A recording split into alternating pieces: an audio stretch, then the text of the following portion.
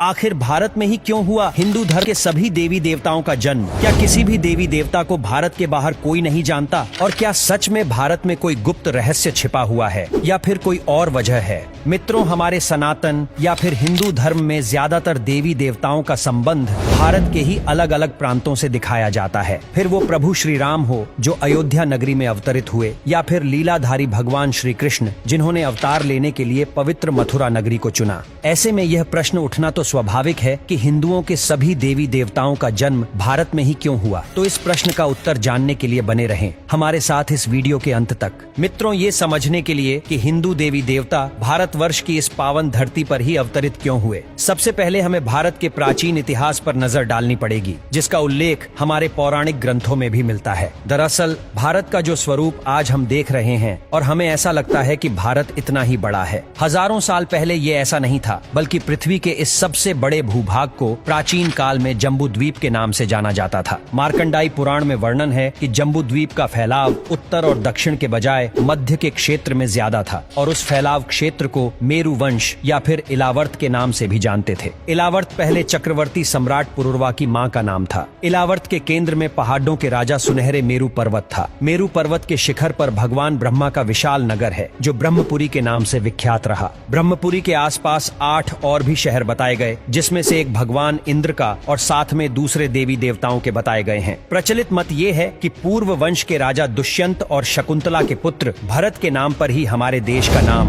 भारतवर्ष पड़ा। हालांकि तब का भारत, जिसे आज के कुछ मनुष्य अखंड भारत भी कहते हैं, उसका भौगोलिक क्षेत्र बहुत ज्यादा विस्तृत था, और इसमें वर्तमान समय की कई देश जैसे पाकिस्तान, अफगानिस्तान, श्रीलंका, बांग्लादेश, भूटान, नेपाल, ईरान, इराक और चीन का कुछ भाग इन सभी के अंतर्गत आता था। यही अखंड भारत आर्यावर्त के नाम से भी प्रसिद्ध था। और मित्रों, ऐसा नहीं है कि हिंदू मंदिर सिर्फ भारत में ही देखने को मिलते हैं। दुनिया के कई देश हैं जहां प्राचीन मंदिर के प्रमाण मिलते हैं, और ऐसी कई जगह है जहां आज भी सनातन रीति रिवाज से पूजा पाठ होता है। थाईलैंड के राज परिवार पर सदियों से हिंदू धर्म का गहरा प्रभाव रहा है। वहाँ के लोग हैं ये तक मानते हैं कि थाईलैंड के राजा भगवान विष्णु के ही अवतार हैं। सनातन भावना का सम्मान करते हुए थाईलैंड का राष्ट्रीय प्रतीक भी गरुड़ रखा गया है। इंडोनेशिया के जावा में प्रम्बानन मंदिर प्राचीन जावा का सबसे विशाल हिंदू मंदिर है। ये मंदिर खास तौर पर ब्रह्मा, विष्णु और महेश को समर्पित है। इस मंदिर को यूनेस्को ने विश्व धरोहर की सूची में भी शामिल किया है। मंदिर में त्रिदेव के साथ ही उनके वाहनों के भी मंदिर मिलते हैं, और ऐसा माना जाता है कि इस मंदिर का निर्माण 9वीं सदी के आसपास हुआ था। इसके अलावा बाली में पूरा तमन सरस्वती मंदिर और जावा में स्थित सिंहसरी शिव मंदिर भी मौजूद हैं, जो इस बात का प्रमाण है कि अखंड भारत काफी दूर तक फैला हुआ था। मित्रों, मैक्सिको तक मैं एक खुदाई के दौरान भगवान गणेश और माँ लक्ष्मी की प्राचीन प्रतिमाएं मिली थी। जानकार मानते हैं कि मैक्सिको शब्द संस्कृत के मक्षिका शब्द से ही आता है, और मैक्सिको में ऐसे हजारों प्रमाण मिलते हैं जिनसे ये सिद्ध होता है कि हिंदू धर्म की पहुंच यहाँ तक थी। दूसरी ओर स्पेन में हजारों वर्ष पुराना एक मंदिर है जिसमें भगवान विष्णु की प्रतिमा अंकित है। और मित्रों, कुछ वर्ष पहले ही रूस के प्रांत में भगवान विष्णु की मूर्तियां मिली थीं, और इतिहासकारों के मुताबिक ये मूर्तियां 7वीं से 10वीं सदी के बीच की थीं। कंबोडिया में भी बड़ी संख्या में हिंदू और बौद्ध मंदिर देखने को मिलते हैं, जो इस बात का जीता जागता उदाहरण है कि कभी यहाँ भी हिंदू धर्म अपने चरम पर था।